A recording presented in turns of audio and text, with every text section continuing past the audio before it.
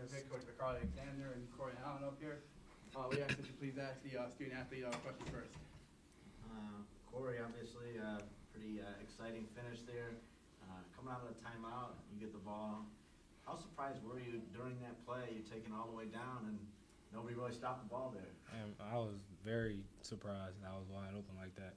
But, I got good teammates that could stretch the floor, and they had to cover them, obviously. So that made me wide open for that layup. Were you pretty sure, knowing how much time that the play started with, were you pretty confident that you could get all the way to the basket? It didn't seem like you were rushing. You kind of still took your normal shot. In practice, we do sprints and stuff, and we can get down the floor real fast. So I was confident in getting down there. And just for the team itself, you guys had lost 11 straight. What was the feeling like in the locker room? It seemed like a big weight you kind of lifted off your head. Yeah, everybody was excited. It was a great win for us. We're trying to start a win streak. Let all the losing stuff go in the past, and be ready to win more games. It's a little bit of a difficult first half for you. In the second half, looks like you can almost see it in your body language, like coming down, you can kind of score every time. What were you feeling, the second 20 minutes of the game? Oh man, my coaches and the players just tell me, keep shooting and stuff like that. They always, encouraging me, So I'm pretty confident. Everybody let me know that I'm gonna be all right. So and I know myself that I will. So my confidence is high. So. Corey, everyone knows you can score basketball. Everyone knows you can shoot. Last game you had a career high 13 rebounds. Today you had 8 rebounds with 5 assists. Just talk about that all-around game starting to come around for you now.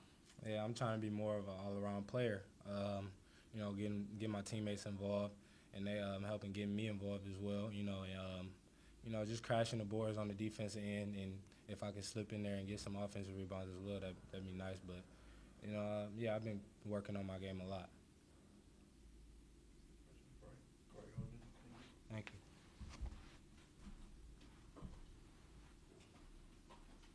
Coach Alexander will now make a quick opening statement on tonight's game. Hats off to Cleveland State, and Dennis Felton and his group, who has been very competitive in all of their Horizon League contests to date. Here's a club that's extremely dangerous in the fact that they've been, at minimum one possession away from wins.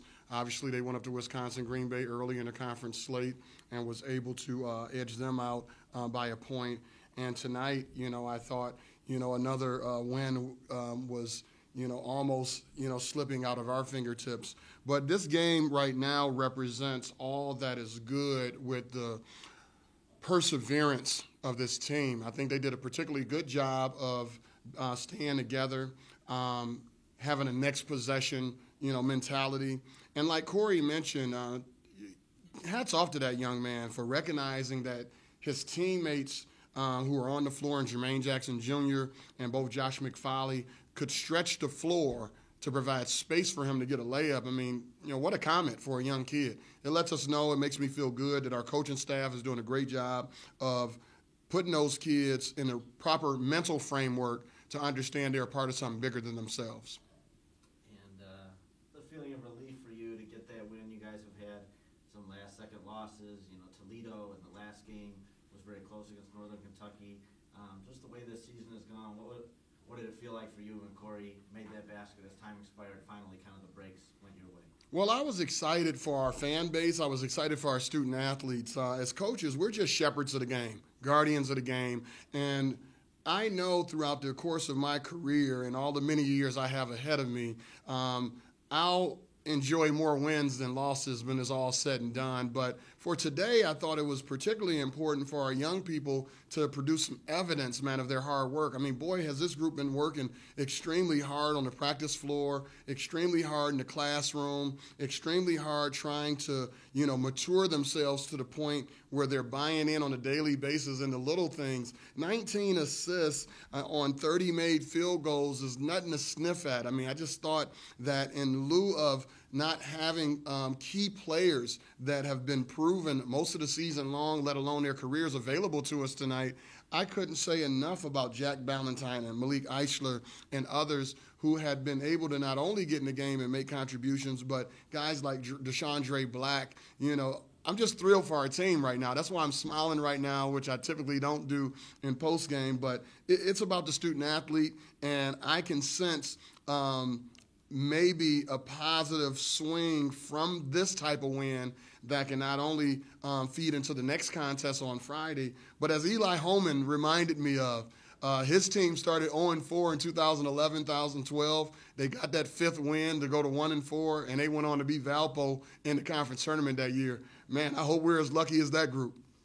And obviously Corey had a really big second half, but talk about the game from Roshan Prince. It really seemed like he was really dominant, especially on offense and on the glass throughout much of the game, and really almost the focal point of the offense a lot of times in the second half. Without question. I mean, strategically, it was very important for us to recognize where our advantages were. And Roshan Prince, who gets reps at the small forward position, some would call it the 3, has a lot of 6'2", 6'3" guys guarding him. Now, this 6'7", 240-pound stalwart is a tough cover, especially in the post. So we try to get it to him in a variety of different ways. You probably noticed we use a little bit of flex action, some 4-round-1 stuff, things of that nature. But the thing that we like about him is that not only he's a good finisher around the rim, but he's also a pretty good free throw shooter. Even though his numbers, don't bear out right now, career-wise, he's always been in the 70 percentile. So we want to use that, but I can't say enough about Jack Ballantyne, those guys feeding him in a variety of ways too, because when you have a player that's so skilled like Jack, who's dealt with injury, throughout the year, and we hadn't seen him as much, that was a whole nother dimension I don't think our opponent was prepared for. And, there are times this year it might seem like, the team might be a little snake bit in the final moments when Jermaine goes to the line, misses the front end, and then they come down and get a 3. What was going through your mind? Were you just kind of thinking about drawing up the next play, or just a little bit frustrated at that turn of events right there? I'll be honest, there was a slight sigh and a remark mentally, not verbally, here we go again. However, I shifted quickly to 2 words, next possession. I just think back on, one of my mentors and good friends, Steve Hawkins, the head coach at Western Michigan. Next possession mentality. And so what I wanted to remind Corey of as we broke the huddle is 3.9 seconds is an eternity, Corey. I said, I'm out of shape, but I know I can get free throw line to free throw line with a little bit of time to spare in 3.9. So don't settle. They're not going to be looking to foul you. So let's see what occurs, but try to put pressure on the basket. We are in the bonus as well. And is it really just a continued effort? I think you talk about it most games. Seems like you guys really shoot the ball much better off the pass than it is when a guy just kind of doing his own thing or creating his own shot. It's really, that's a main point of emphasis for this team, for you to get them to be doing that as consistently as possible. Exactly, and then play through the paint, because anytime you can get step-in threes in the sport of basketball, those are the highest percentage threes. I mean, think about when you're in the driveway shooting. Think about when you're in the rec center. Think about when you're in a local high school gym or college shooting. Most people are rebounding from underneath the basket, right? And they're passing it out to you. And those rhythm step-in shots are the ones that are shot at a very high percentage versus the off the bounce or the shots where you're running away from the basket, coming off staggered style screens or down screens and that nature. So just increasing our guys' IQ and helping them recognize the type of threes that they make at a high clip and getting them into situations, which simply put is inside-out basketball to get those opportunities, is a part of our maturation process that we'll continue to teach moving forward. And just a guy like Ballantyne, obviously maybe forcing a little bit more action with some of the absences tonight. How pleased were you with his performance and especially his passing as well? Well, we saw this out of his skill set in high school. I couldn't be more thrilled for Jack Ballantyne as he continues to come into form physically, conditioning-wise. You're going to see a player like him just blossom over his career. He's a Swiss Army knife in the sense that, man, he can shoot it, he can post it, he can pass it, he can make free throws. He can even play the point guard position. This is a guy that I'm extremely thrilled for. Malik Eichler as well moving forward. You'll see more out of him. He's vastly improved, and the minutes, will come. But we had it going right now with a certain group, so we just kept rolling with them. But I couldn't say enough about Jack Ballantyne. He's waited his turn, battled through injury. He was actually slated to start at the start of conference, before he had an elbow injury. But glad to have him back, and I think he's going to be a serious weapon for us moving forward. Okay, Coach, thank you. Thank you.